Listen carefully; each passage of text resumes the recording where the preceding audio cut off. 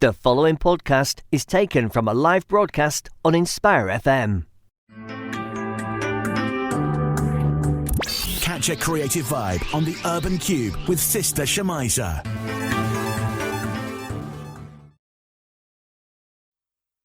Good morning and assalamu alaikum and welcome to the Urban Kube. It's Monday 11th of February 2019 and you're listening to me, Shemiza, taking you all the way up to 12 o'clock on Where Else? It's the Urban Kube, of course. I hope you have had a fantastic weekend and a great start to the week on this very fine Monday morning. A little bit chilly outside, but the sun is also out and it's a lovely clear blue sky. So on today's show, as always, I'm joined by a wealth of guests who are going to be talking to me on something called Time to Talk. Now, Time to Talk, it's a campaign that was launched last week in regards to mental health awareness and making sure that we're actually talking about it more so.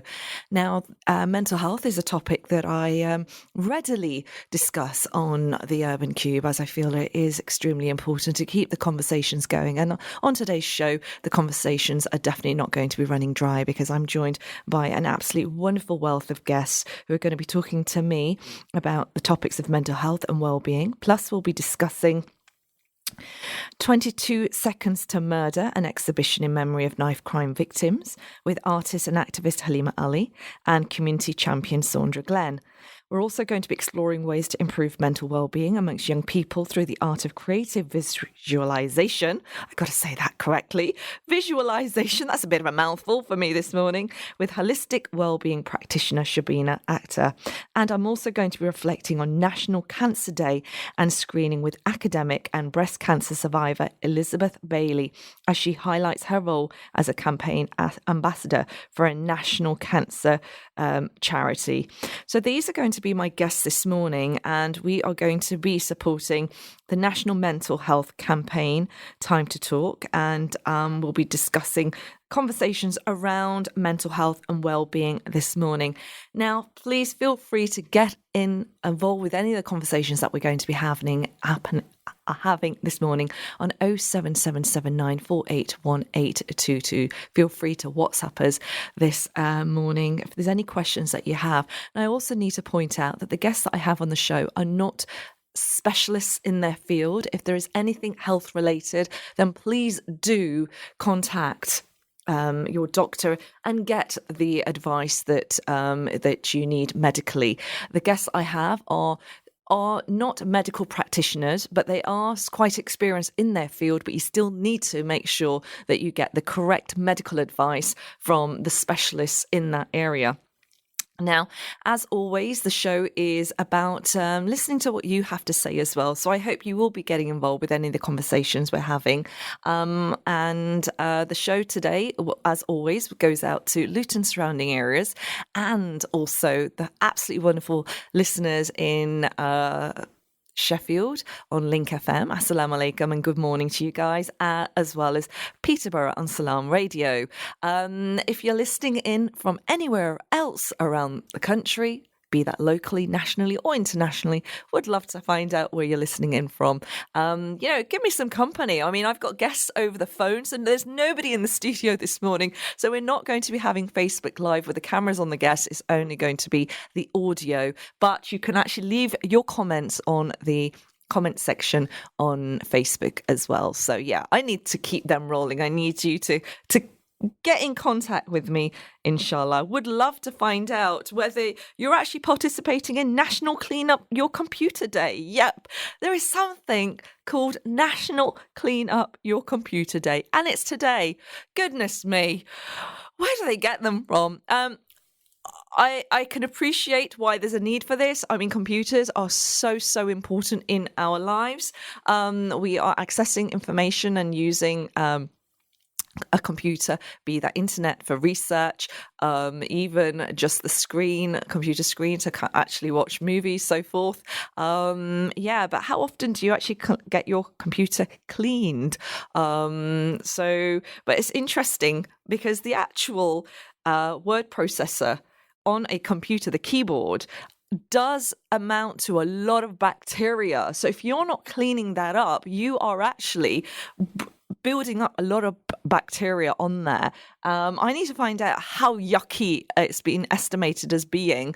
Are you somebody that actually wipes the word processor with wipes and stuff? It was really quite cool because at work on Friday we had little sachets left on our computers, and just as a gentle reminder, clean that yucky word processor and keep your space clean. It's always good, isn't it? And are you somebody that's quite pedantic or very, very keen to keep your space nice and clean and tidy when you're working? I'm going to be honest, I'm not. I can work in absolute chaos. But as long as I can press the buttons, I don't care how much clutter there is. But are you the opposite to that? Love to find out. You know, I'm always about quirky banter and conversations on this show. Now, coming back to something a little bit more serious, we are looking at the topic of time to talk. This topic, Time to Talk, or this hashtag, was rolled out last week, and it was all about mental health. But on today's show, I am using that as a link to discuss topics that are not discussed often enough and do greatly impact our lives. And mental health and well-being and are just one of those areas. But there's something else that is actually is having a great impact on many, many people's lives. And I'm really delighted to have somebody on the show this morning who is really, really passionate about making sure that we are talking about these issues. It's a exhibition called 22 Seconds to Murder. You would have heard me discuss this on my previous show last week with pop artist Farah Subhan, who is one of the artists who's exhibiting her work at this very poignant exhibition. This exhibition is in memory of knife crime victims. And I'm this morning joined by artist and activist Haleema Ali, who is the lady or the think tank behind this exhibition. The exhibition is in memory of knife crime victims. And I'm really delighted to have activist Haleema Ali, who's inspiring social and political change through events and art workshops, join me this morning. Assalamu alaikum, Haleema. Wa alaikum salam. How are you this morning? I'm good, thank you. How are you? I'm very, very well. Thank you so very much for joining me this morning on the Urban Kube to talk about 22 Seconds to Murder. We got an insight from one of the artists last week discussing this, and I just felt that we needed to give more time and more discussion around this topic because knife crime is not going away. It seems to be, we're hearing somebody impacted by this, at least once or twice a month. Young people, lives taken away by this horrendous, horrific crime. And you're somebody that's actually trying to make sure that we are discussing it, we're talking about it in ways of trying to combat this. Haleema, tell us a little bit more about this exhibition and why you felt it necessary to actually make it happen. Firstly, thank you for inviting me on the show.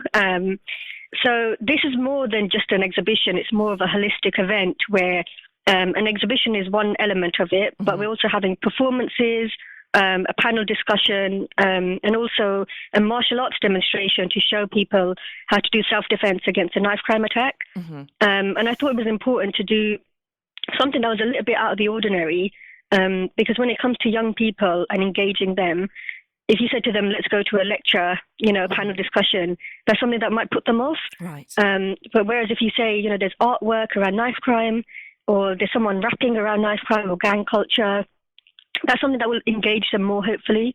And hopefully this is something that can engage the parents as well, especially, in the panel discussion.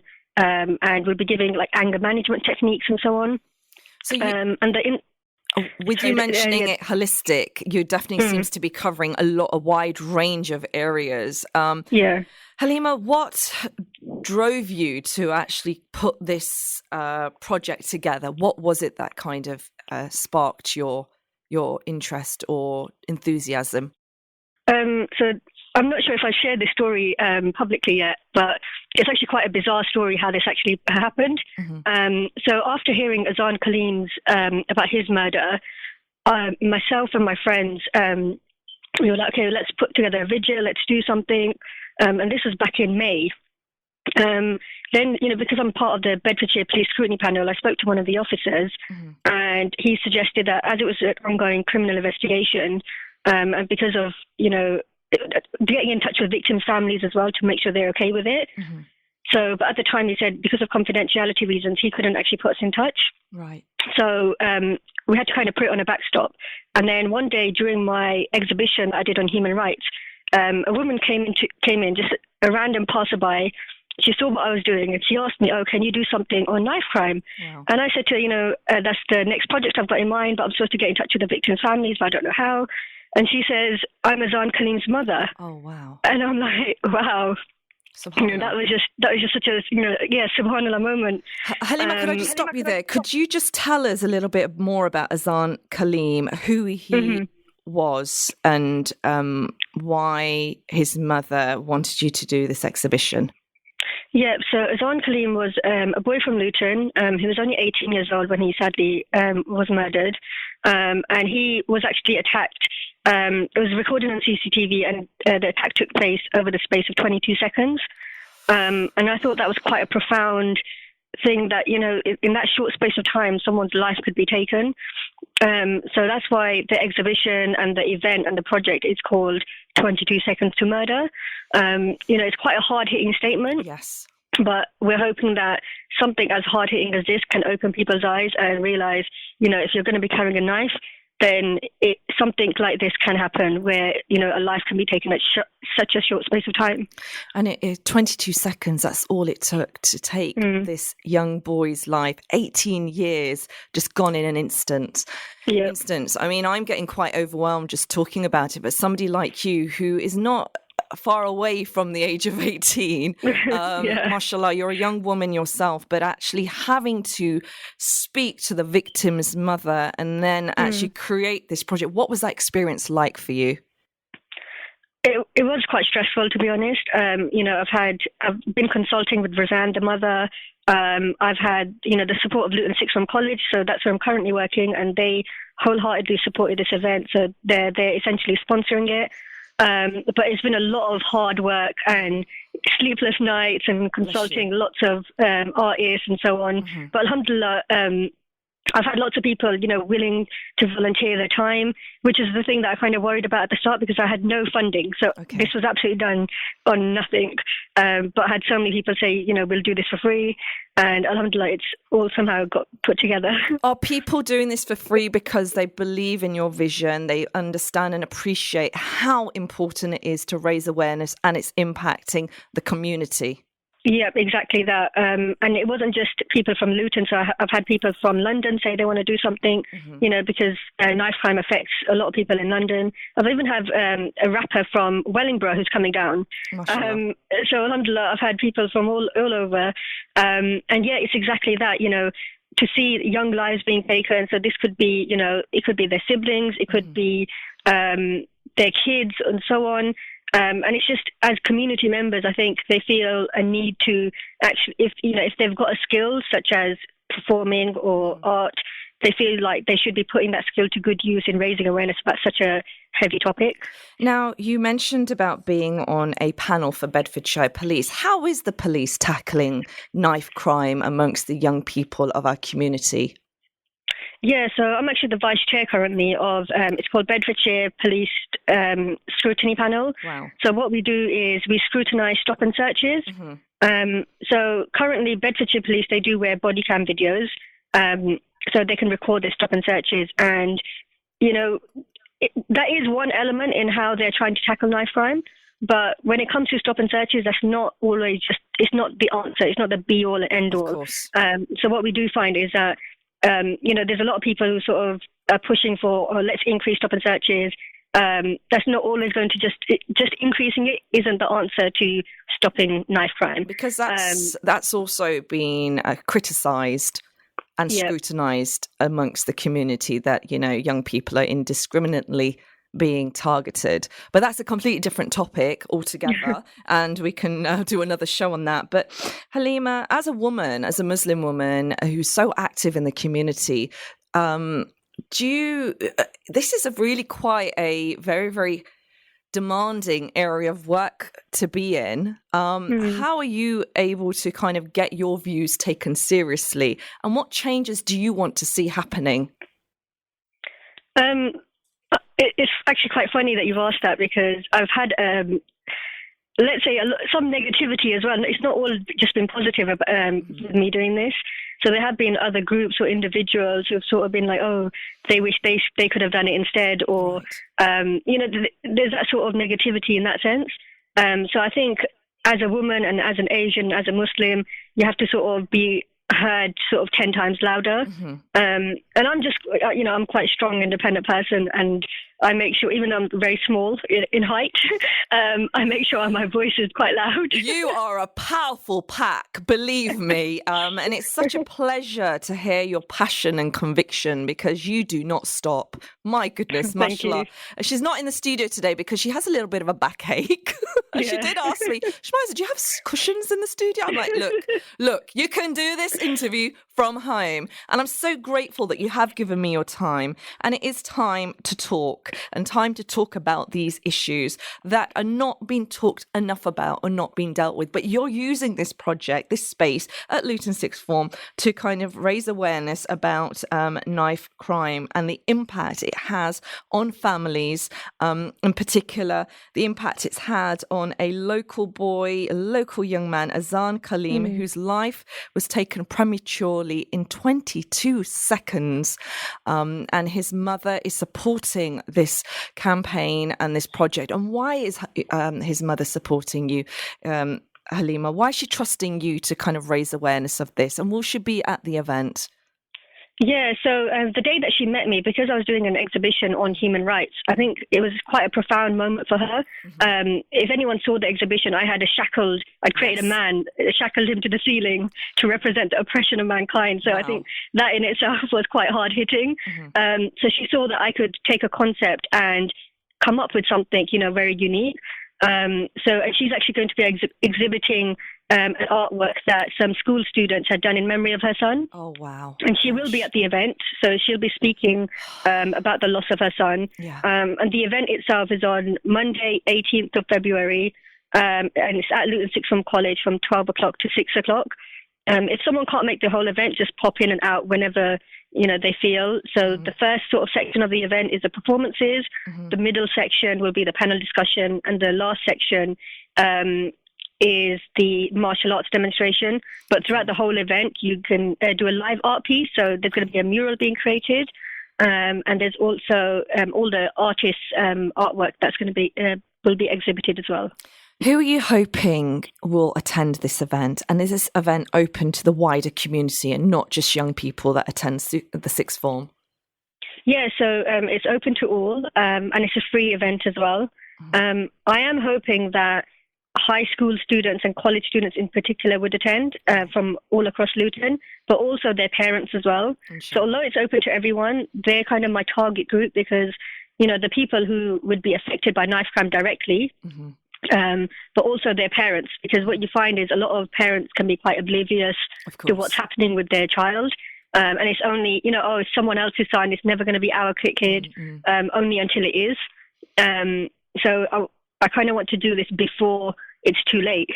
And I think you've said something very, very poignant, before it's too late. And there is a disparity between parents' understanding of what youth culture is out there. There are lots of parents that are fully aware, but there are lots of parents who are oblivious to the dangers their children could be up against. And what do you think is the cause of this? Is there a root cause to knife crime? And you mentioned gang culture. So it's actually lots and lots of different things. So, gang culture is just one of them, but there's a lot of kids who aren't involved in gangs whatsoever, and they feel the need to protect themselves. Right. So instead of just I've asked some students in the past, why don't you just learn self-defense instead? Oh, miss, we can't afford it. And that's another issue. It comes to poverty. It comes to, there's a lot of political issues around it. Right. You see people in social deprivation as well. If there's youth centres that are cut and the kids are ending up on the street, or not being able to afford martial arts, or, there's a lot of things that revolve around this poverty issue. So, it's not something that we can just say, oh, it's just gangs. It's not all just gangs. You've raised some very, very, very important pointers there about poverty, the lack of funding, making youth centres close down. So where do these young people go? Are there going to be people present at this event that are going to be taking note and trying to make some changes across the town for our youth who are our future generation? I do hope so. So I have invited, different youth companies and so on. And I'm just hoping that they can sort of implement these, if they hear what the young people want or what they think the issues are, they can hopefully implement that in their own line of work. Inshallah. And are you inviting members of the local masajids to come in to have an awareness of what's going on in our communities?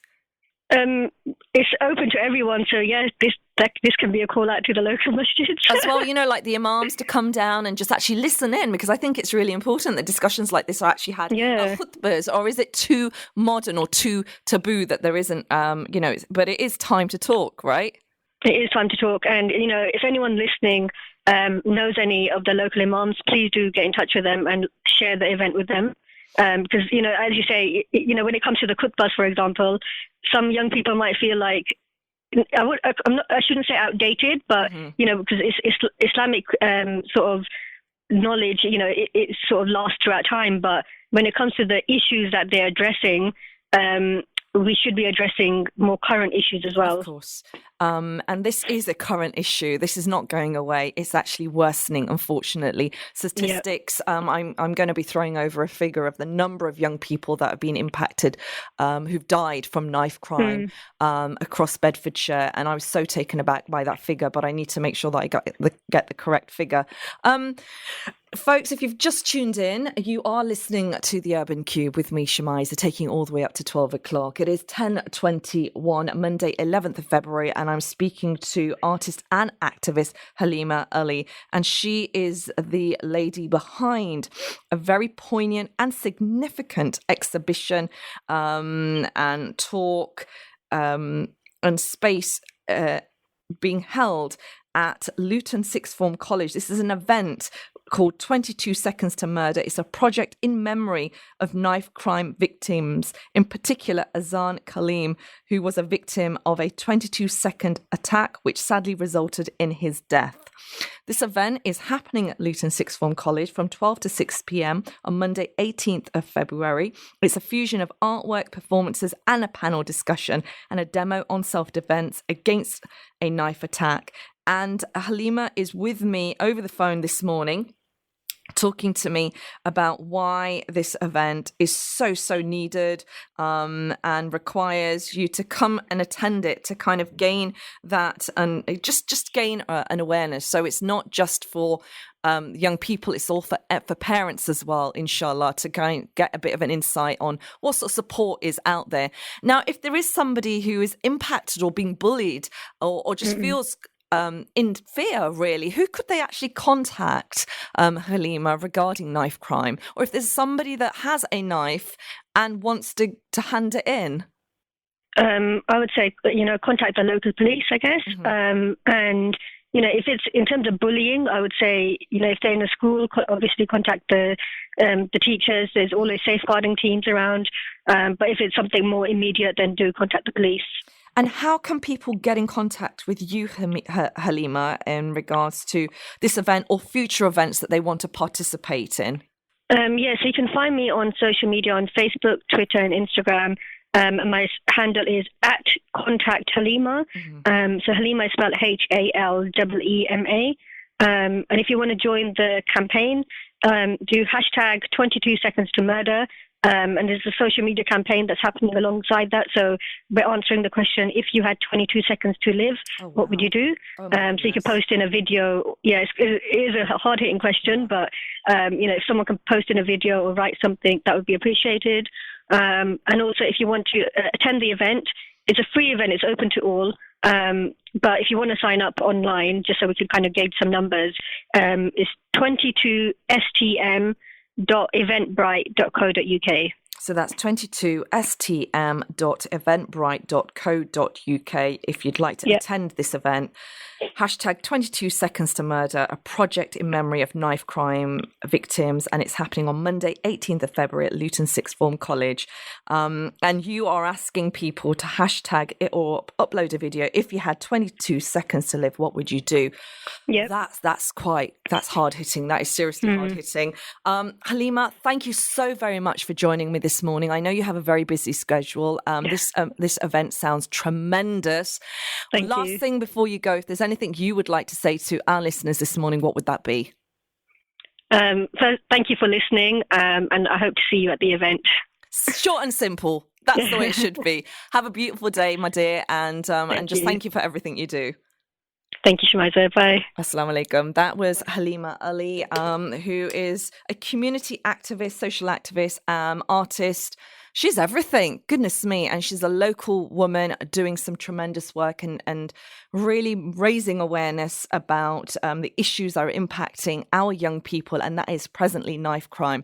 Today's show, hashtag It's Time to Talk. And we are definitely talking right after the break. I'm going to be joined by another community champion raising awareness of this particular topic of knife crime. So join me straight after this. Assalamu alaikum. The number one radio station for Luton. This is Inspire FM. Catch a creative vibe on the Urban Kube with Sister Shemiza.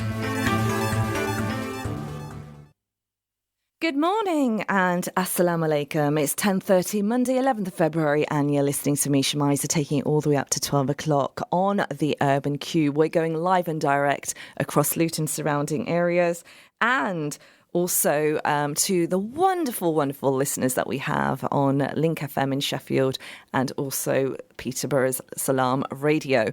Now, if you're tuning into the show anywhere else across the country, then please do get in touch. I always want to know where you're listening in from. I hope I'm not the only one in the studio listening to my own voice. It'd be good to know where you're tuning in from, folks. And today's show, as always, we are looking at art for social action and the way art is used as a means to create conversations around topics that are impacting our communities. I'm going with a hashtag called Time to Talk, and this is in relation to a mental health awareness campaign which was launched last week, and I'm rolling it over because I do feel that it's a brilliant hashtag. We do need to talk. We need to talk about issues that are impacting not just our mental health and well-being, but our communities as well. So that's my line, my topic today, Time to Talk. Now, this morning I had the absolute pleasure of speaking to no other than Haleema Ali. Now, Haleema Ali is a name to keep an eye on, observe, and be inspired by. She's a local young lady who is really making a massive big impact through art and creativity as a means, as a tool for social action.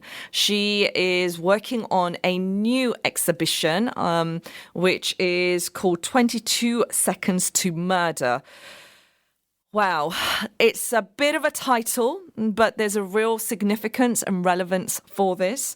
It's on the back of, in memory of a knife crime victim, in particular Azan Kaleem, who was a victim of a 22-second attack, which sadly resulted in his death.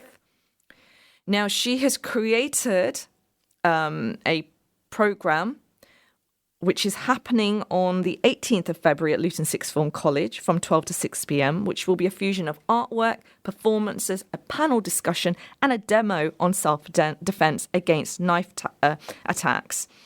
Now, if you're interested in attending this event, then you need to go onto the Eventbrite page, which is 22stm.eventbrite.co.uk. It's a free event, open to all, with the hope that this will raise conversations, it will enlighten a greater understanding and bring communities together and look at a holistic approach in dealing with knife crime, which is on the rise, unfortunately. Now, this is not me exaggerating. We are hearing it too often when young people have been either attacked or have unfortunately lost their lives because of it. And more education needs to be done across the community, I believe, and we need to make sure that we are coming together to try and deal with this awful, awful crime or epidemic. So this morning, I had the absolute pleasure of speaking to Haleema Ali about this event. And today's show is all about talking about issues that impact us as a community, from mental health and also health and well-being as well, because I'm also going to be joined by another fantastic guest, Elizabeth Bailey, and she's going to be talking to us about being a breast cancer survivor. Last Monday, I had the absolute pleasure of having a wonderful guest on the show. We talked about a variety of subjects, but what I wasn't able to do was talk about National Cancer Day. And I want to kind of, use that as an opportunity to kind of roll it over and actually speak to somebody in more detail about cancer as well. Now, I have to say, the guests are specialists in their field, but not medical practitioners. So what I would like you to do is, if you have any concerns, please contact the relevant practice professionals, please. Okie doke. On the back of Haleema's interview this morning, she was raising she's actually highlighting a campaign, and she's asking people via a hashtag, if you had 22 seconds to live, what would you do? She's actually inviting people to upload videos and hashtag them. So if you had 22 seconds to live, folks, what would you do? It's quite hard hitting, isn't it? It sends shivers down my spine, that. Could we maybe think of something? You could think of something serious, or you could think of, I don't know, something quirky. I don't know. You tell me. You can contact me on 07779 481822 to find out, to share with me what those thoughts are that you have on today's show. Now, the guests on today's show, as I've already had, the very tremendous Haleema Ali, an artist and activist who is actually the lady behind this exhibition and campaign, 22 Seconds to Murder. It's an exhibition in memory of knife crime victims. I'm also going to be joined by another very, very exciting artist by the name of Shubina Akhtar.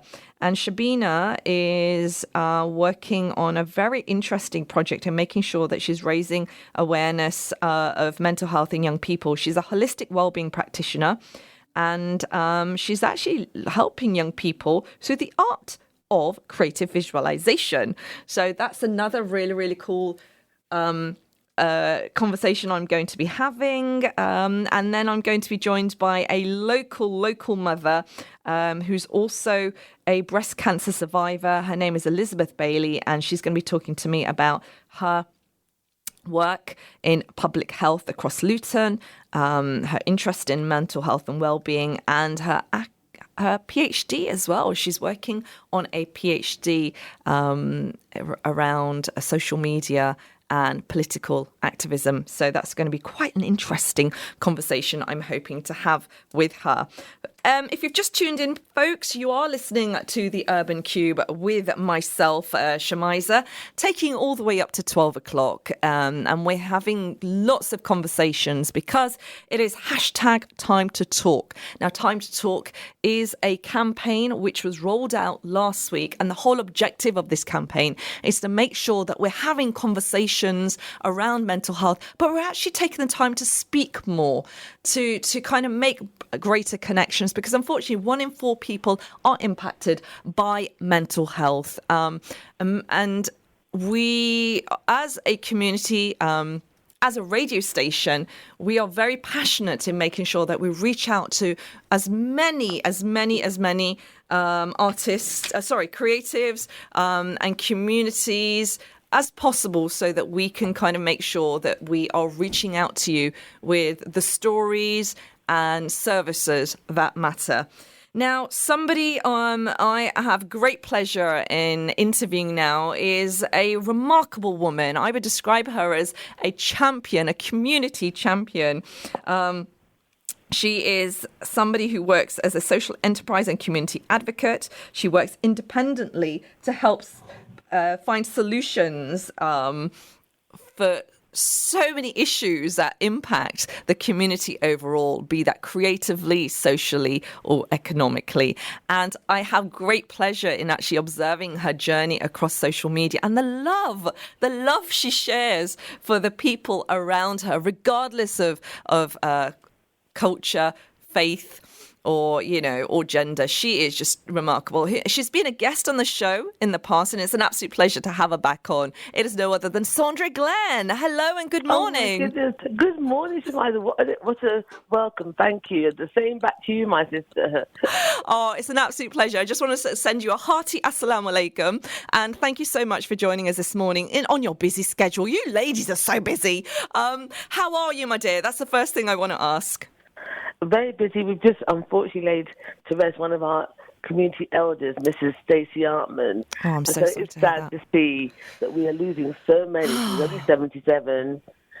And we are the next generation. I am the next generation of people in the front line. And obviously, yes, you can only do but so much for the time you have on this earth, my sister. And we are talking about time today because it's time to talk, Saundra. Mm-hmm. Time to talk, and this is on the back of mental health, National Mental Health Awareness Campaign.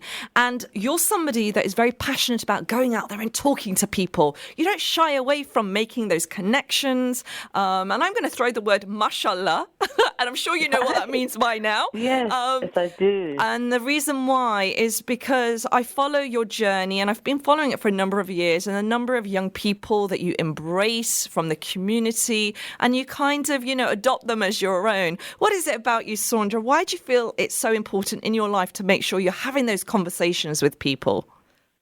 Well, I've had a blessed life, Shemiza, and I probably didn't appreciate just how blessed my life was until I got into this period of my life. But looking back, I was raised by a two-parent family where my mother was able to stay at home in a time where women in the 60s had to go out to work to bring in that extra income. And my father had his own building company and was revered by the community, so he was a very solid foundation and a rock. And there were governors and on the school boards and handing out school trophies in 1966. And here in the Luton area, I went to Lee Grade Infant and Junior School. So having that and then going straight into London after Barnfield and working in the corporate sector where I was uplifted, unlike many of my peers who were hit over the head and literally couldn't rise above that glass ceiling, I was one of the ones that got through. And then I went off to America where I've worked for billionaires and I've lived and seen the life. And I didn't want that. I came back home because I don't want that superficial lifestyle. Mm-hmm. I could have stayed there, had it invited you to my yacht or whatever, but that just isn't me. I've come back because I'm a real woman with very simple needs, and I wanted to give back my experiences to my local community. So I'm back in Luton for the last 15 years, and I really just want to support those people here to see what they can have and achieve more of their potential. But in the middle of that, you've got so many more of life ills now, just normal everyday challenges where people can't feed their children, they can't cope. And as I don't have children of my own, I wasn't blessed with any, I'm just committed to helping people with their children and their problems and to keeping children as safe as possible from some of the burdens of life. But unfortunately, we can't reach enough of them. Too many children now are aware that they're going to be hungry at night, they're going to be cold, they won't have a clean school uniform. Just the basic things that children should not have to worry about are becoming everyday worries. And that's scary. It is scary. Yeah. And I'm so glad there's somebody like you that is able to recognise this impact that it's having on the future generation. And the campaign today is in light of It's Time to Talk. And we're also talking about another area that is really impacting our youth, and that is knife crime.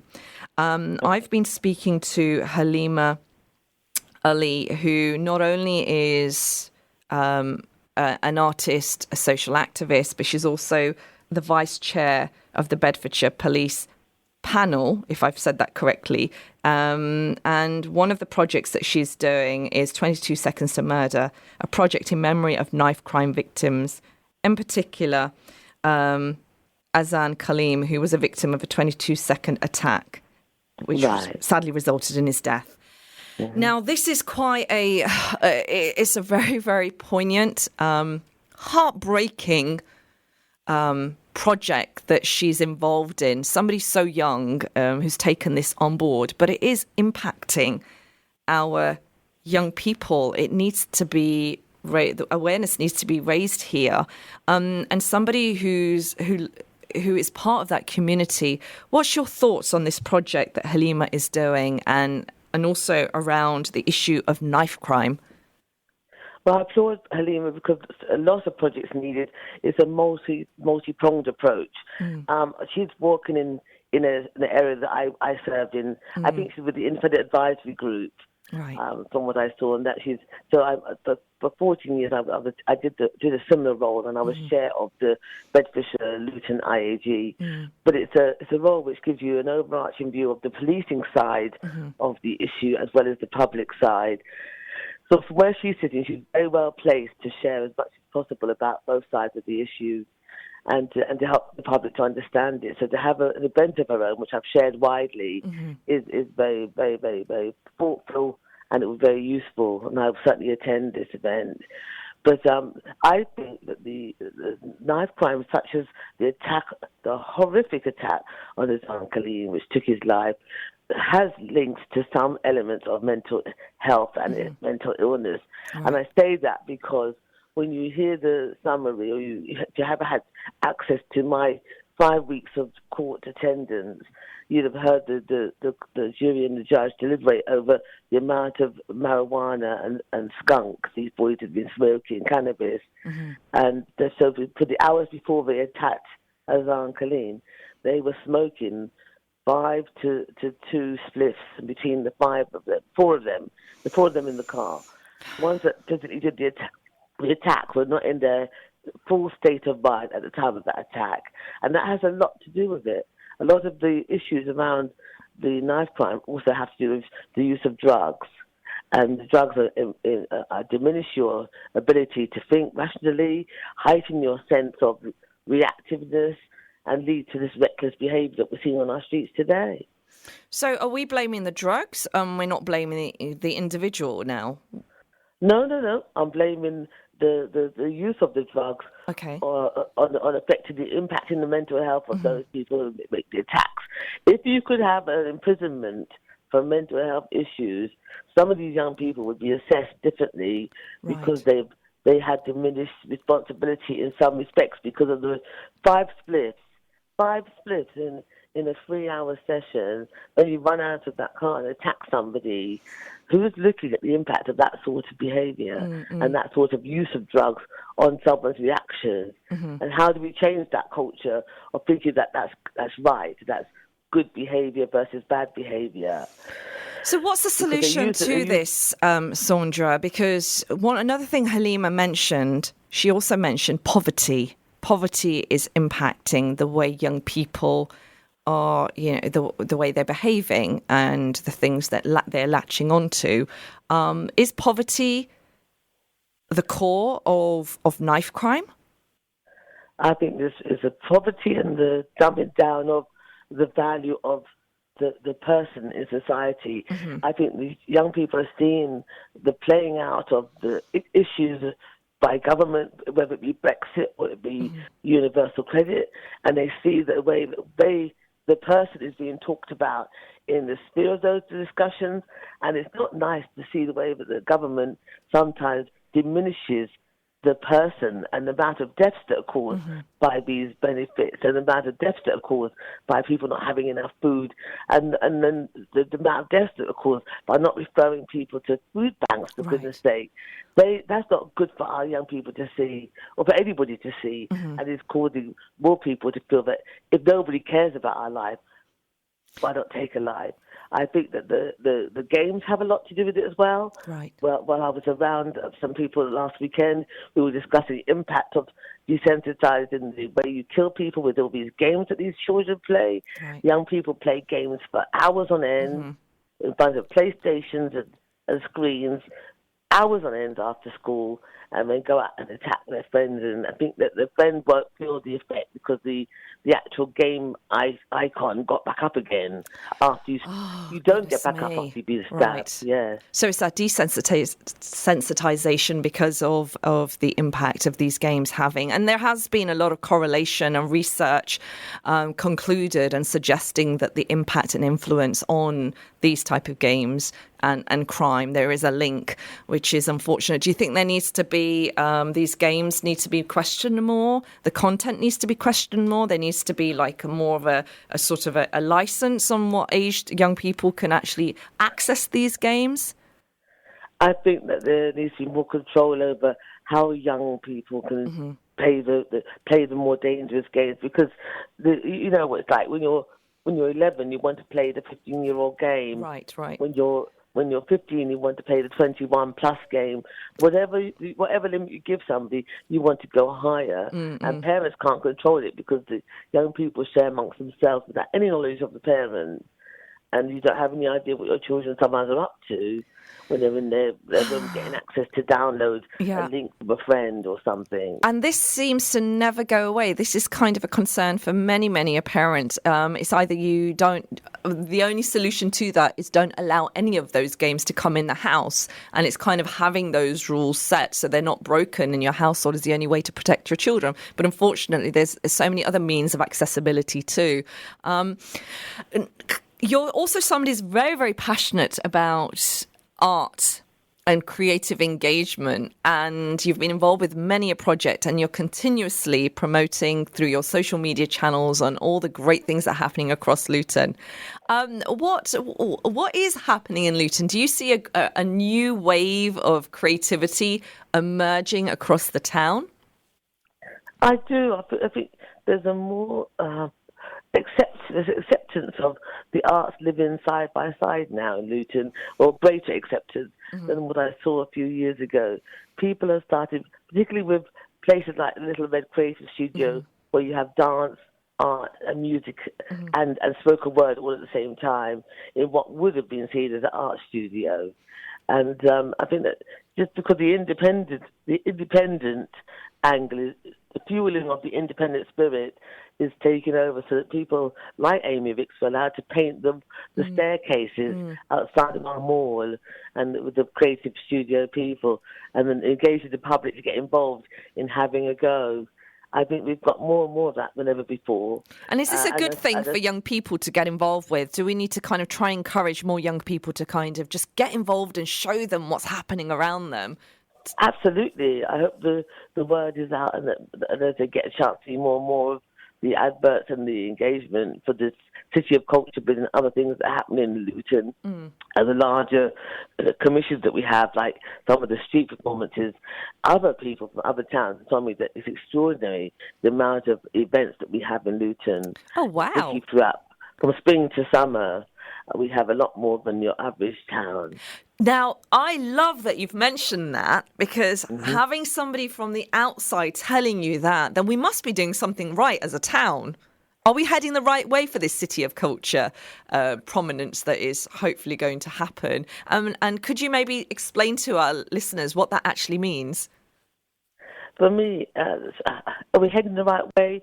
We've got work to do. Okay. And work to do to engage all of the people that live here. I don't think we get enough involvement from the fringe communities like the Lithuanians and the Estonians and the Moldovians and all those other people. The larger communities get noticed, the smaller ones not so. It'd be great if we could find a way to engage as many of the artistic types from as many communities as possible. For me, we don't see enough of the African. We see a lot more of the Caribbean, but not as much of the African.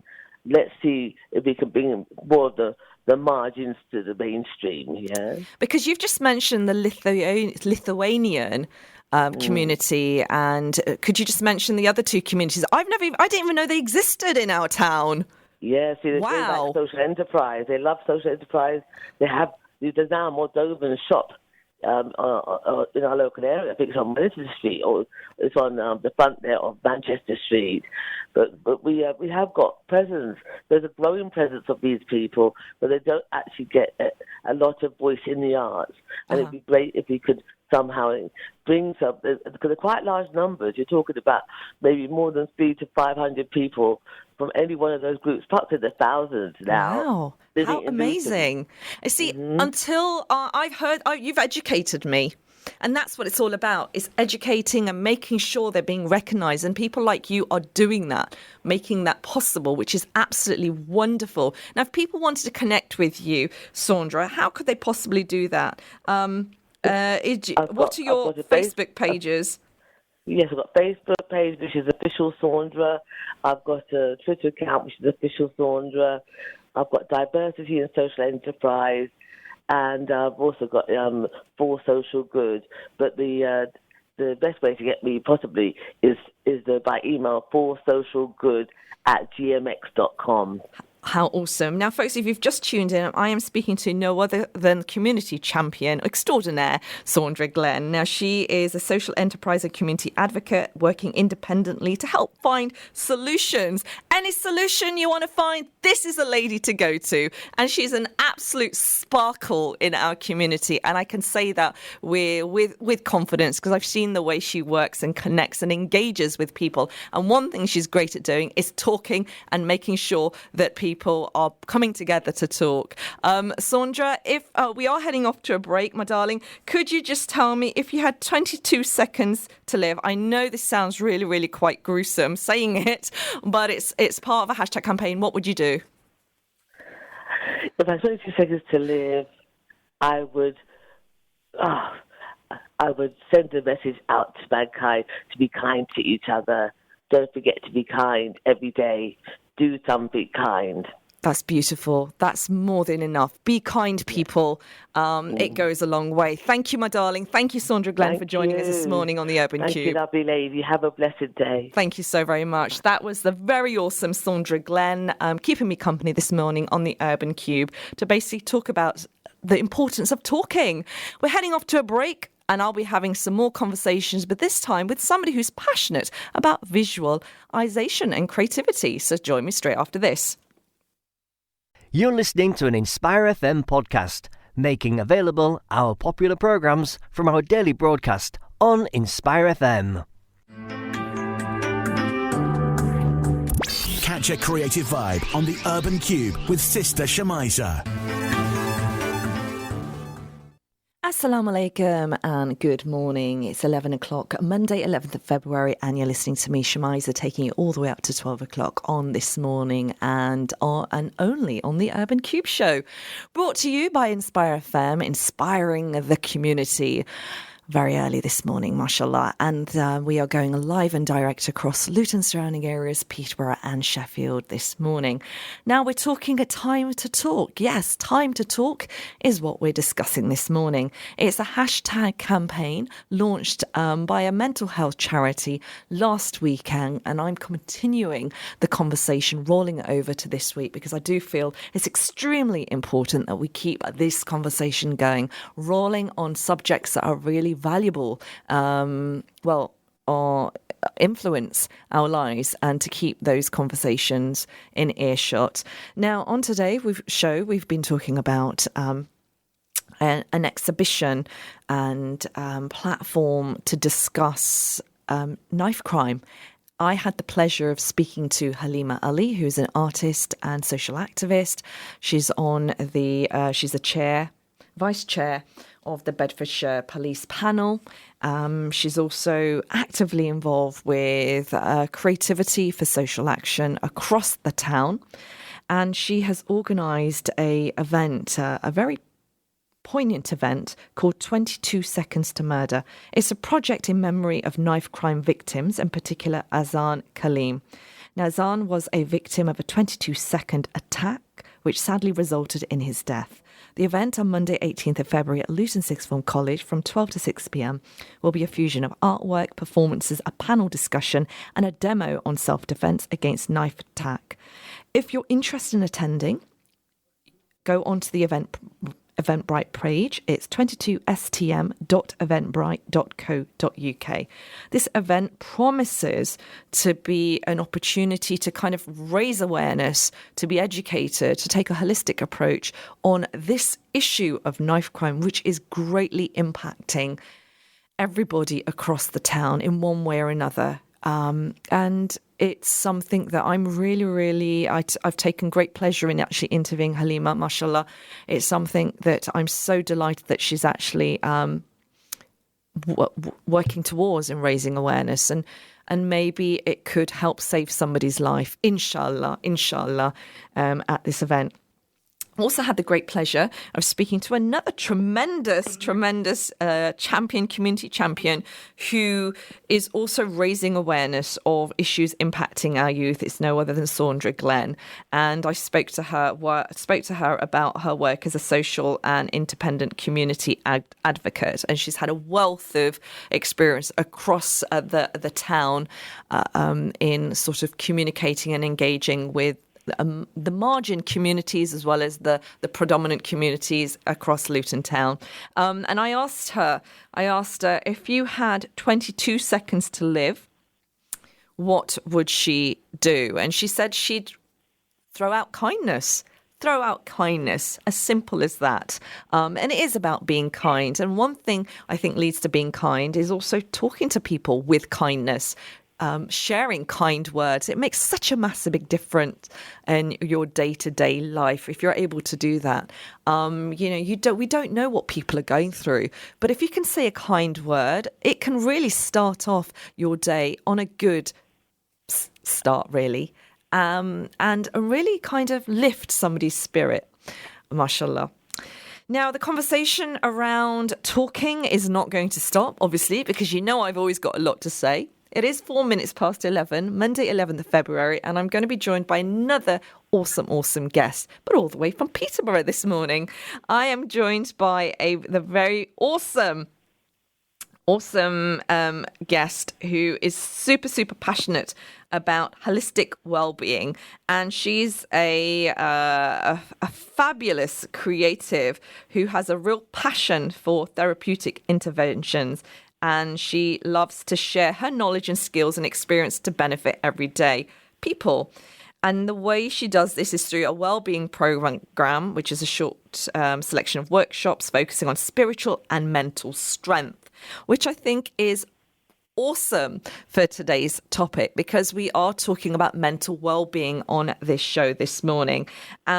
She is working on a project which aims to focus on issues affecting teenagers and things like exam pressure. And interestingly enough, there are going to be lots of young people across the country, across the town and across the country, who will be going and sitting through their exams very shortly. My goodness. So I think this is a really awesome guest this morning to talk to, especially as she's actually going to be talking to me about the art of creative visualization. I have great pleasure inviting no other than the very awesome Shubina Akhtar on the show this morning. Assalamu alaikum. Wa alaikum salam. How are you this morning, my dear? Oh, I'm very well, thank you. I'm so humbled by the introduction there. That was amazing. Thank you so much. Was it full of enough colour? Because I know you're about bright colours. Yeah, absolutely. I don't think you could get any more colourful than that. Oh, bless you. What I want to ask you is, Shubina, today is National Clean Up Your Computer Day. Are you somebody that actually, cleans the work surface around you where your laptop or your computer is spaced? Or do you clean the keys? Do you have any hacks on how you keep your computer clean? Or can't you be bothered like me? Well, I work, my environment is very important to me when I'm working. So the area around my laptop is always very clean and decluttered because that helps me focus. However, the laptop itself, that's another story. Let's not go there. That gets it clean. Oh, bless you. I would say probably every few months or something when I can actually good. get grime on there. That's good. That's good. You've done. I'm mindful of cookies and cupcakes and children's fingerprints. That's what mine is full of. And what today's interview or today's show is all about time to talk, and you're somebody that's very, very passionate about infusing creativity and talking, and you have a really interesting holistic approach to this as a holistic wellbeing practitioner. And one thing that you're focusing on is basically working with young people as part of the Lantern Initiative. Is a program of trying to get young people to kind of manage their stress levels. Tell us more. I'm really intrigued. Yes, absolutely. I think mental health in itself is a subject which hasn't really been talked about very much recently, but now we are starting to talk about it more, which is great. It's great. And especially children's mental health. Children themselves, these days, their lives are so stressful. They've got their schoolwork going on, they've got peer group, they've got family pressure, even identity pressure. Some teenagers can be going through bullying, all sorts of different, areas in their lives that can lead to them worrying. It can lead to them feeling stressed. And also, as we know, that's not healthy for them, and so these particular workshops are aimed at those teenagers dealing with these kind of things, exams coming up, and naturally they're quite worried about that sort of thing.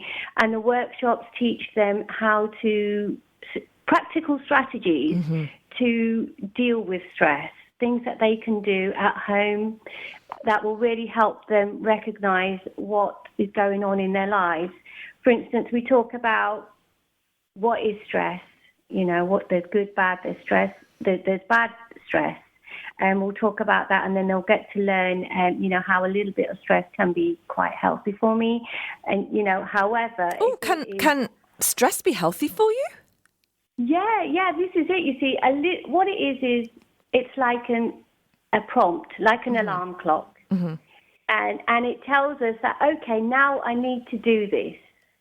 Do you see what I mean? If we didn't have that little prompt, quite often we can miss deadlines, we can forget things because we don't have that get up and go to actually get things done. So a little bit of certain types of stress is good for us in helping us manage our lives. It's when we ignore that stress and it builds up that it can become quite dangerous and quite unhealthy. And that's really the point, which we don't want our youngsters to reach. And that's why we're teaching them practical ways to deal with that stress and combat it before it does really, get to a point where they're feeling the physical pain of it. They can get muscular aches, they can get headaches. Wow. As well as emotionally, they can, it can lead to anxiety and depression. So what can we expect at this workshop? And I understand it's actually happening in Peterborough. Yes, yeah. It's a new concept at the moment. It's not something that's been done before. And it's quite unfortunate that it isn't covered in schools as well. I am trying to get, to raise awareness about these types of things so that schools can take it on board as well, because I think it would be great if even teachers spent a little bit of time talking about mindfulness and, and things that that youngsters can adapt in their own homes to really help them deal with stressful situations. But yes, the workshop itself really teaches you about confidence building. There's some group work going on. So there's a lot going on in just the 2 hours that we have. So it's quite jam-packed. Wonderful. And where is this going to be held and when is it happening? Yeah, it's at the Haleema Iqbal Centre, and I can send you the details of this so that you can have them available as well. The Haleema Iqbal Centre in Peterborough, and it's on just got to double check, it's on the 17th of March, and it is between 3 to 5 p.m. 3 to 5 p.m, Haleema Ali Centre in Peterborough on the 17th of March. And this is a mental health wellbeing workshop sessions to enable young people to kind of manage their stress levels, which I think is a very much needed program, especially as we're seeing a lot more research suggesting that young children as young as 3 are being impacted by stress, and the impact of social media that is having on the social anxiety levels of young people. Do you think social media, the use of social media, is impacting higher levels of stress in young people? Oh, absolutely. I mean, especially things like, you've got people that they follow on Instagram, certain, celebrities or, Instagram stars or whatever you want to call it, that a lot of young people aspire to be like, and a lot of this is not real. It's not attainable, for everyday people. They could be, a lot of them are like, their pictures are distorted, they use filters, and our youngsters are actually trying to make themselves look like these people, and it's not really achievable, because these images aren't real. And so obviously that can lead to a lot of stress, especially for girls. Definitely. And how does feeling they need to look a certain way when really they don't. And how does it make you feel when you hear that young people, or people generally, are actually using their filter images to get the perfect face via plastic surgery? Oh, gosh. Well, each to their own, I guess. If you have the ability to do that and you want to do that to yourself, that's fair enough. But I think the damage is caused when youngsters especially look up to that person for whatever reason, and they think that I need to look that way in order to be attractive, right? Or to be accepted in society. I have to look that way. That's what that doesn't sit comfortably with me. Especially as you're a parent as well, and the impact as mothers, and how we kind of define beauty is really, really important to educate to our children, boys and girls. What's fascinating is, and very interesting to find out, that Instagram is actually regulating now more so social media pages that are showing self-harm and suicide, because it actually impacted and took one young girl's life. How does that make you feel? That's like Instagram has taken some form of responsibility in making sure that no other lives are being lost. Should it take greater responsibility? Should there be more vetting of these pages? I mean, absolutely. I think the fact that they have even acknowledged that is a breakthrough in itself. Yeah. And that's great. And I think they should be praised for that. And other platforms like Facebook and Snapchat, they could follow suit. That would be amazing. Because that's where it all starts. It's just like a ripple in the ocean, isn't it? And that gets people talking, and that can lead to so many other great things. So firstly, I'd like to acknowledge them for that. And that's great. I think the more it's recognised how damaging it can be, more will be done about it. And I think it's amazing that they are starting to recognise that, and it's just sad that it took the loss of someone's life, to get to that point. That's the sadness in that. That is. However, sometimes it does take something as drastic as that for people to take action and for people to actually take responsibility. Folks, if you're listening into the show, it is the Urban Kube. The time is 11:16, and I'm joined by the very fabulous Shubina Akhtar, who is a holistic wellbeing practitioner from Peterborough, and she's talking to me about an event that's happening on the 16th of March at the Haleema Ali Centre in Peterborough via the Lantern Initiative, in actually helping young people to understand and manage their stress levels. Now, if you are a young person listening into the repeat of the show this evening, because I'm sure you're at college or school right now, or if you're a parent listening in, then I do think this could be an event event that could support the mental health levels or managing stress for any young person that's actually sitting their exams. And they're going to be loads. There will be lots of young people. And that's one thing that a lot of parents find very, very hard, is kind of trying to calm their young person down, their child down. But who calms the parent down? Because it's very stressful for the parent as well. So is there anything for parents, Shubina, that you could provide? Oh, absolutely. And I can totally relate to this. I had my daughter doing her A-levels and my son was doing his GCSEs at the same time. Oh, wow. Wow. So how did you manage your stress levels? It was a bit crazy. But I guess it's recognising that it's all about them and not me. At that particular time, it was to do with their well-being and helping them and supporting them to get through that stressful time. So what I did was I spent alone time with each of them, making sure that they're okay, making sure that, if there's anything I can do. I guess what I was trying to do is take away any external stresses, as much as I could as a parent, so that they can focus on, what it was that they needed to do.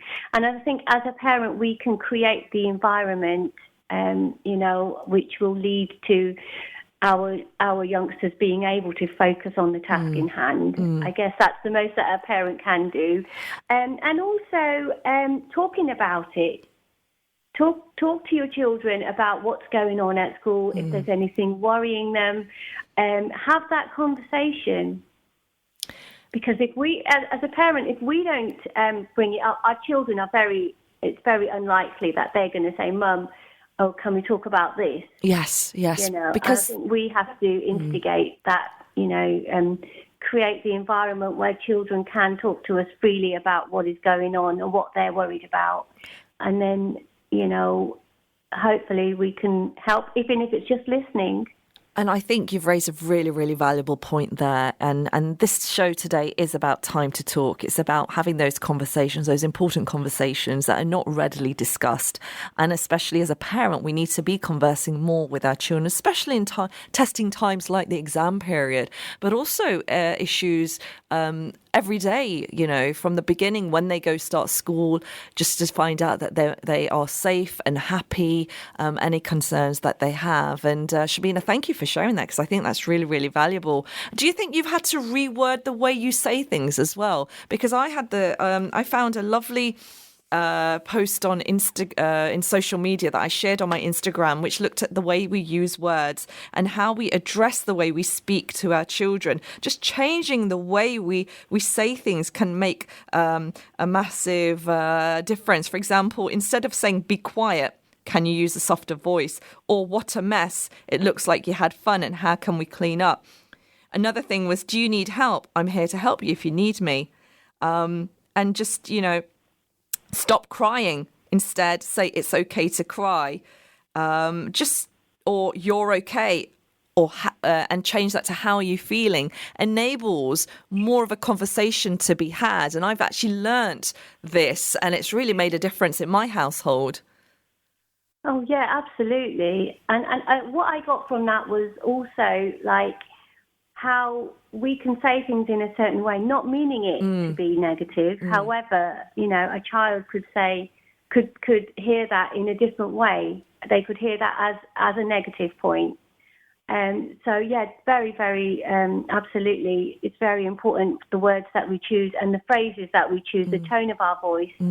All of these things, it's really, really important for us to be careful how we speak to our, youngsters in particular, especially if they're going through a stressful time, because they're going to be hypersensitive anyway, especially around exam time.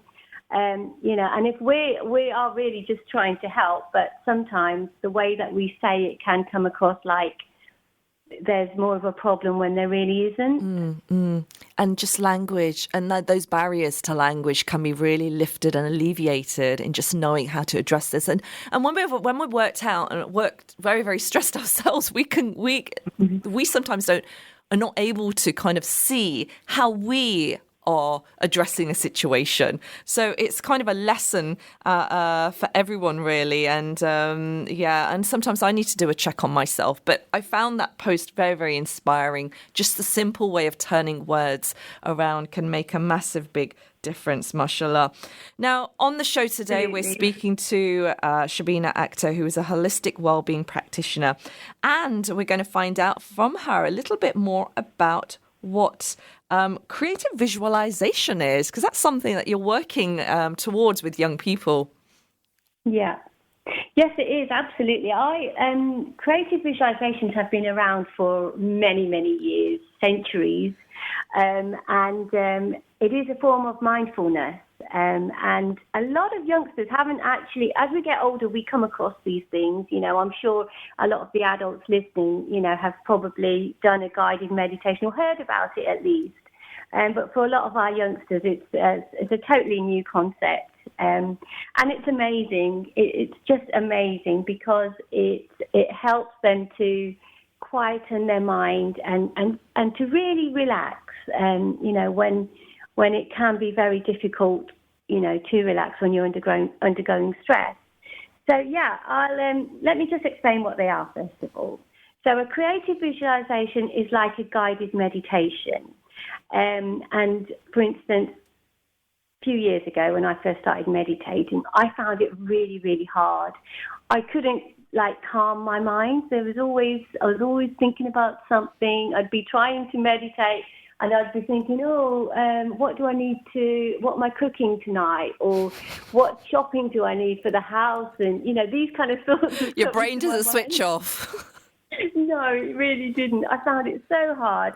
And then I came across guided meditation and creative visualization, which is where you are guided through the meditation.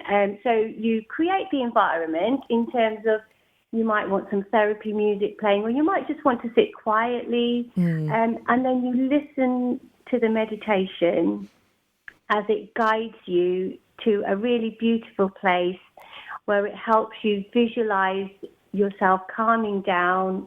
And what you'll find is not only does it calm your mind, but it also calms you physically as well. Your body will feel relaxed and you won't be thinking about things like, what am I cooking tonight? And, those kind of thoughts that come into your head. It just totally disappears. And it's a great way of just clearing your mind when you are undergoing stress and anxiety. It's a lovely way to actually do that. And it's also mindfulness in that it gives us time for ourselves. So for the youngsters on these workshops, for instance, they will learn how important it is to take time out for me. Take time out for yourselves. Put yourselves first. A lot of them don't really do that because they don't know how to. They've not been taught that, and they've not been. And we, at such a young age, what does that actually mean? But I am about to fall asleep listening to you because you've really relaxed me this morning, Shubina. I want to say thank you so very much for joining me this morning and sharing your holistic wellbeing approach to alleviating stress amongst young people at this workshop via the Lantern Initiative. You can go on the Lantern Initiative Facebook page. It'll be there. I wanted to ask you, we're throwing over this hashtag via an event that's happening called 22 Seconds to Murder. I know it's quite intense, but I wanted to ask you, if you had 22 seconds to live, what would you say to people around you? I know. You've got 23 seconds, darling. You need to be quick because I'm going to a break. Okay, I would say share love. Oh. That's what I wrote down. Share love. That's what I would do. And I guess we do that anyway, don't we? Everywhere we go. Of course. But I would make a point of doing That's that. Wonderful, really, my so darling. that people know they're loved. Thank you. And we're heading off to a break. Thank you so very much, Shubina, for sharing the love this morning. Assalamu alaikum. Be inspired. Inspire FM. Catch a creative vibe on the Urban Kube with Sister Shemiza. Good morning and assalamu alaikum. It's 11:30 exactly, Monday 11th of February, and you're listening to me, Shemiza, taking you all the way up to 12 o'clock this morning on Where Else? It's the Urban Kube Show, of course, keeping you inspired with motivational conversations and creativity this morning with a wonderful panel of guests who've all joined me over the phone. So Facebook Live is just the audio rather than images this morning, but you can catch the repeat as well this evening at 8 p.m. And we're also Podbean, Spotify and iTunes. You can't miss the show. It's not possible. On today's show, I'm joined by some tremendous guests. And the reason why they are with me is because we are talking about it's time to talk. Yes, it's time to talk. Now, hashtag time to talk is rolling over nationally. It started last week and it's a mental health campaign to raise awareness of mental health issues and get people talking. And that's what we're not doing. We're not talking enough about those issues that actually concern us. And so this national campaign was about getting people to sit together and talk and just start the conversation with the smallest, slightest thing and just make those wonderful, valuable connections. Now, I had the pleasure of meeting a wonderful lady called Lisa at the weekend, and she was talking about how her company was actually going around with a trolley with tea and serving people tea in the company and just encouraging people to talk, encouraging them to engage with conversations and just making a difference by just sitting and talking to somebody that they don't generally talk to. So that really does make a difference. And just, try it, try speaking to somebody new this morning. See if it makes a difference to your well-being and theirs as well. So today's show, it's time to talk, and we're talking about topics that are actually impacting our mental health and well-being as well this morning. I had the pleasure of speaking to Haleema Ali this morning about a campaign that she is hoping to raise awareness around knife crime. Her exhibition is called 22 Seconds to Murder, and it's in memory of knife crime victims. It's actually happening on Monday, 18th of February at Luton Sixth Form College from 12 to 6 p.m. And it's a fusion of artwork, performances and a panel discussion and a demo on self-defense against knife crime. So if you're interested in participating or attending this event, please go onto the Eventbrite page, which is 22stm.eventbrite.co.uk. I also had the pleasure of speaking to another delightful guest. It was no other than Saundra Glenn. Saundra Glenn is a social and independent community advocate, and she's another delightful champion across the community that is actually making time to speak to everybody and anybody. If you know Saundra, you know she doesn't shy away from conversations, and one thing that she does beautifully is really connecting with the students across the town and embracing them as her own. I follow her on social media and Facebook, and I just love the way she engages and encourages people to talk. And she basically said it is about that engagement. Also spoke to the very, very awesome Shubina Akhtar, who's a holistic wellbeing practitioner. And she spoke about making sure that we kind of look at the way we're speaking and the words that we use. And I have this lovely little image, infograph, that I've put on my social media, and how we change the words we use to communicate with our children. And with the reason why we were talking about this is because she is a holistic wellbeing practitioner, and she's actually raising awareness of stress management amongst young people. Now, a lot of young people will be sitting their exams very, very shortly, and they will need to know how to manage and alleviate those stress levels. And interesting, she made a point of saying that some stress levels are actually healthy. So I was quite intrigued to hear about that. Now, you can catch the repeat at 8 p.m. this evening. If there's anything you've missed, or go onto the Facebook Live as well, and sort of listening in to those conversations too. But it doesn't stop there. We are talking about time to talk on today's show. Last Monday was National Cancer Awareness Week, and I touched upon it lightly. So I have great pleasure in speaking to another amazing guest, a local mum who's on the show this morning over the phone. It is no other than Elizabeth Bailey. Now, Elizabeth Bailey, like I said, she's a local Luton mum. She actually works for the Luton Public Health Team, where she has a specialist interest in both cancer and mental health education. She is a breast cancer survivor herself. She is also a campaigns ambassador for a national charity around cancer research, and she has worked with politicians nationally and locally to help achieve major policy and legislative, I can't even say that word this morning, changes, such as standardised cigarette packaging, and she's currently completing a PhD at the University of Bedfordshire. So I have great pleasure in inviting Elizabeth on the show this morning. Good morning.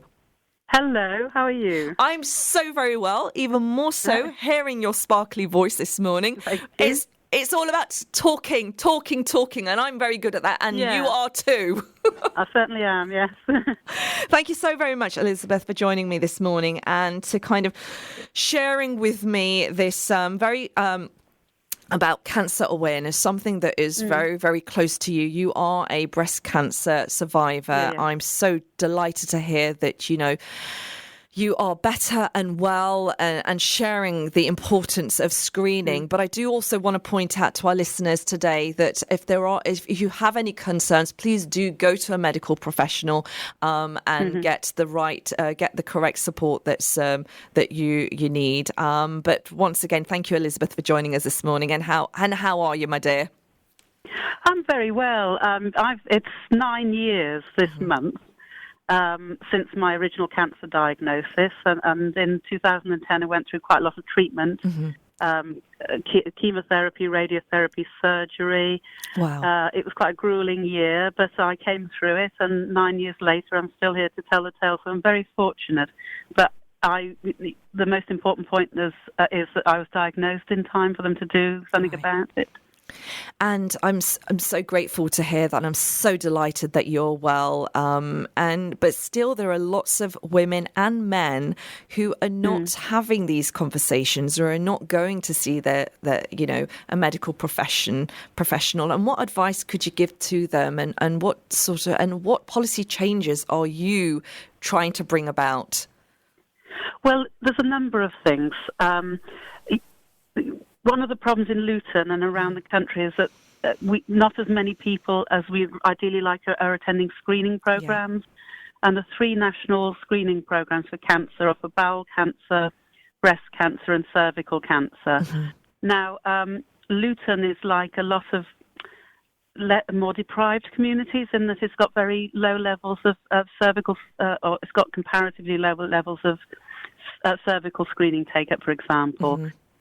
So we'll be campaigning in the Public Health England in the spring to encourage better take-up of that. So really I'd encourage people to engage with screening programs. There are concerns around them being uncomfortable or embarrassing or intrusive, or maybe people have taboos about their body. But really, if you get a cancer diagnosis, what happens to you becomes a lot more intrusive, and it's really better to catch it early and have your treatment options there for you. Right. And is there any way of making that intrusive examination a little bit more sort of less intrusive? Do medical practitioners kind of take into account, religious sensitivities or anything as such? Well, you can certainly demand certainly ask for demand basically a practitioner of your own gender. So if you're a woman, you can have a woman performing the examination. Medical professionals are trained to treat patients with dignity. I know this because I've had, as well as my breast cancer experience, I've had, I've had bowel screening with a scope, and it is quite intrusive. And I was treated with great dignity. I had a chaperone. I had a female practitioner. You can ask for all of those things. But the main thing is to get around any taboos that these procedures are doing anything to you that alters the way you are. They're not. They're basically there to keep an eye on your health and protect you from serious disease. So why do people feel it's still a taboo to kind of go and get themselves checked out? What is it that's stopping them doing so? Well, there's different reasons that people don't go. There are generally people find it difficult to find the time if they're busy, or they put it off, or they're scared that it will hurt, or they believe it will be painful. They're shy about their bodies because all of those procedures involve quite intimate parts of your body, don't they? Mm-hmm. And it's normal human reluctance. And certainly if you're talking about colorectal procedures, people think, oh, maybe it's dirty. And, there's a lot of perfectly human reservations and taboos around it. So really we're saying the message is loud and clear. Don't die of embarrassment, because you can be helped through any of your discomfort around these procedures. Mm-hmm. But it's vitally important if you're at risk of cancer that you get diagnosed early.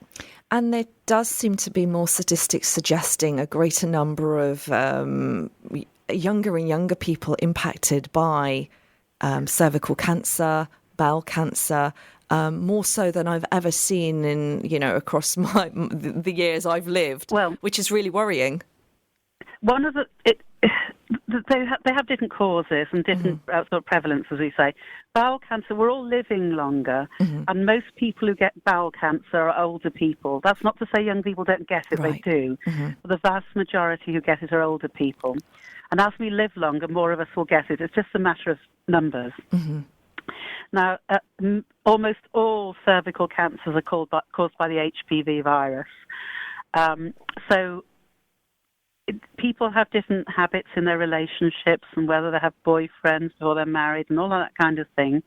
But the HPV virus is very, very, very common in society. And personally, you might, as an individual, make certain lifestyle choices that you don't do certain things. But it doesn't mean that people you come into contact with don't. And it's always worth protecting yourself with the HPV vaccine and your daughters. And in fact, your sons as well. It'll soon be available for boys as well. And the HPV vaccine is something new that the schools have been introducing, I think, the last couple of years. And there seems it's been going for quite a while. Oh, is it? Yeah. Oh, okay. I suppose maybe because I have children now that have been offered it. So I'm just thinking, this is new. I've not known this whilst I was at school. No. So as a campaign, cancer awareness campaign ambassador, what is it that you do? What is it that you're hoping will be achieved by your role, and where do you go to kind of raise awareness? Right, well, I'm a patient advocate, basically, so I've been through that experience myself, and I've got an interest in government and politics generally. That's been my work throughout my life. So I go and engage with politicians, literally everyone from local councillors to people in the House of Lords, and persuade them of the policy priorities of the charity I work for, which is Cancer Research UK. And the absolute biggest campaign I've been involved in a couple of years ago was the standardisation of cigarette packets. Nowadays, yes, they've all got plain packets. Wow. So I had I was very much involved in that campaign, and I was on, media, and I saw Gavin Shuker at the House of Commons. Oh, she's a bit of a celebrity, this one. No, I just, all my life, I'm not. The point is, I am an ordinary woman. I'm an ordinary wife and mother, but I shout loud, as you can hear. So, and those ordinary voices of ordinary people are crucially important, because you can go to people in positions of power and say, "Yes, this is what's happened to me." And this. And if I talk about HPV vaccine or cervical screening, I'll say, I have 2 daughters. Right. This is crucial, and it's. It's something I like to do because I'm a communicator by background. That's the work I've done for most of my life. So, why not use those skills to draw attention to things that really matter? And today is about time to talk, and you're the perfect person for that, because you are raising awareness of a critical area which is impacting so many lives and will continue to impact. So I'm so grateful that we have your experience and that you're sharing your personal journey with us this morning. And how can people get in touch with yourself, Elizabeth, if they have any concerns and they want to kind of be screened and they want to get in touch with a medical professional? What should they be doing? Well, initially you need to go to your GP. We have the national screening programs. Anybody who's registered with a GP will automatically be included when they're in the right age band. Right. So you'll get sent an invitation. So, for example, for a cervical screening, you're sent invitations for three-yearly appointments between the age of 25 and 49, and then over 50, it's every 5 years. And you were sent letters centrally from a national database, so you get plenty of reminders about that. If you are concerned in between, if you have symptoms, and cancer symptoms be things like lumps, bleeding, coughing, a range of symptoms, and it's not normal for you, then you can see your GP at any time. And I would say be very assertive, because you know what's normal for your own body. Right. And, GPs are busy, and they actually, a lot of their business they don't see that many cancer cases. So they're not necessarily looking for them, so you really need to stand your ground, because some of the cancers, the symptoms are very vague. Basically, as a basic rule of thumb, cancers that are more hidden in your body, like ovaries, pancreas, and so on, the symptoms can be very vague and be confused with other things. So you need to be sure in your mind that what you're experiencing isn't normal, and really stand your ground. When you say stand your ground, what does stand your ground mean? Is it like, look, I'm not happy with the first check, I want a second opinion, you need to send me to the hospital? What does it mean? What should you be doing? Well, I think, and I'm not casting any negative aspersions on our great local GP service. I'm just saying that sometimes people are shy about, and they don't want to make a fuss. So if you ovarian cancer, for example, the symptoms are a little bit like irritable bowel syndrome. You get bloating and you get poor appetite and things like that. And for a GP, listening to those symptoms, they might say this patient has irritable bowel syndrome and something like that. You need to articulate your concerns and say, I think it's something else, and keep going back. Because in any case, a GP will always look for the most obvious explanation of things. My breast lump, when I first had it, went to the GP with it. I went to the GP with something else and mentioned it as an afterthought.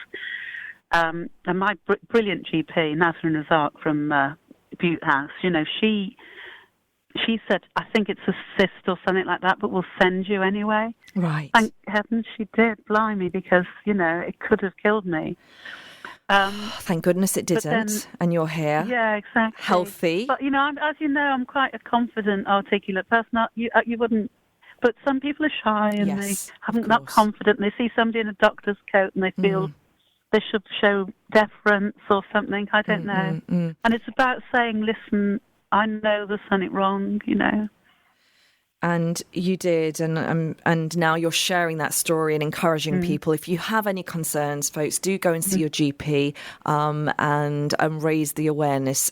Start that this week, if needs be, or today or now, but make sure you do so, because we are talking Time to Talk, and Time to Talk is a national campaign which was launched last week, and so was National Cancer Day was also actually World Cancer Day. World Cancer. Oh, I need to get that correct. No, that's all right, but it's basically a reflection of the burden of disease caused by cancer across the world. It's probably the second biggest killer of people worldwide. And how successful has that been? Has that got people talking? Do you think, have you seen any statistics seeing people going and getting themselves checked out?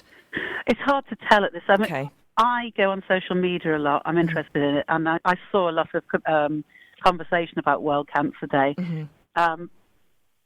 But you're also having to counteract a lot of nonsense people talk about cancer as well. Right. I think over time, it's like with mental health, we've become more open about it and less. It's less of a taboo to talk about it. But for some people, maybe older people, and in some communities, there are still elements of taboo around talking about mental health and cancer. And it's really coming out here and saying, you save your life by being open. And you've just talked about being somebody that likes to talk a lot and social media. You have an interest in that, and that's actually part of your PhD, because you're an academic doing PhD research. Tell us more. What are you researching? I've almost completed, and I've spent the last 4 years studying, you'll love this, it's really funny, it's how people's lived experience of talking about politics on social media. Wow! And I've covered like three, it's in the UK, because I've had to confine it, and I've covered like major events like the Scottish referendum, the EU referendum, the Labour leadership debate, and the last general election. And it's basically a time when people have become very polarised and argumentative, and it's just the most interesting environment. So I went around the country and I spoke to about 84 people in groups or individually, and I've been to Scotland, spoke to people in Wales, and asked them about how did you experience this? What was it like for you? Totally fascinating. Well, for me, So what's the conclusion? Are we becoming more vocal as a society and our political views more so on social media than we would generally sort of share that in a public forum and face to face? More or less everybody I spoke to said, people talk differently to each other on social media. It's not like being in the pub or the cafe or whatever. People say things they would never dream of saying face to face. Because they've become like keyboard warriors. Oh yeah, it's hilarious. I got, I've got a section in my thesis about people had really major family rifts and rifts with their friends and so on. No, I spoke to a lady who'd was adopted at birth, and 35 years later met her birth mother, and they struck up a really good relationship, and then they fell out over Brexit. Oh my gosh! Oh wow! I know, but there's lots of things like this, and people just... And it's real. It's very real, because that's not the first time I've heard that. No, I know. Somebody didn't speak to their mother for 6 months, and just the human stories of conflicts caused by this.